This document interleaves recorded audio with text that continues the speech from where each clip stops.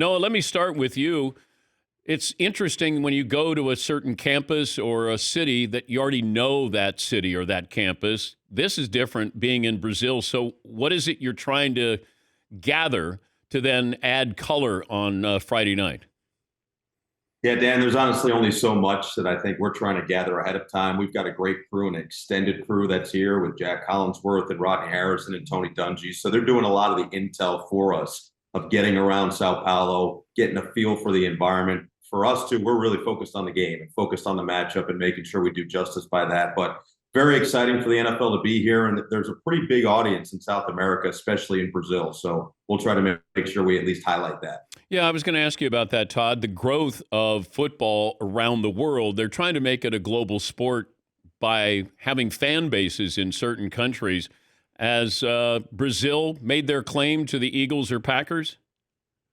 Well, I think some stuff that I've read, it seems like the Packers might be a little bit more of the favorite here, but I think that's kind of a national thing, international thing anyway.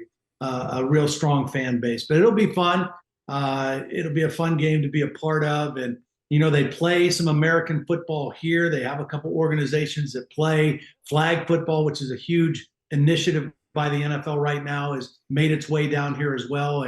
And so it should be a very interesting crowd on Friday night. What's the stadium like? We're talking about a soccer stadium?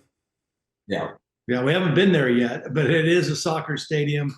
But we'll probably visit it tomorrow and kind of get a feel for it. I think the seating is going to be maybe 50,000. I don't think it's going to be any bigger than that. But the understanding is it's a beautiful place, great field, and so the players should like the surface they're playing on.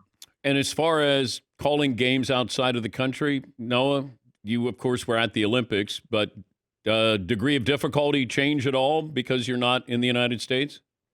Yeah, I think it's just you adjust to your environment. It's different wherever you go. I think my bigger issue, Dan, is I've spent so long trying to perfect French that now that's all outside of English. So I walk up to everybody here saying bonjour and bonsoir, and they look at me like I have six heads. But it'll be different. It's a soccer stadium, so the configurations are going to be a little different of our booth. I got to do the Notre Dame game in Ireland last year, and that was the first time I ever called a football game literally outside, and it started to rain. So that was where now you're looking around and saying, do we have enough coverage? Are my charts going to be completely soaked? Can I read? But you figure it out and you just adapt as you go.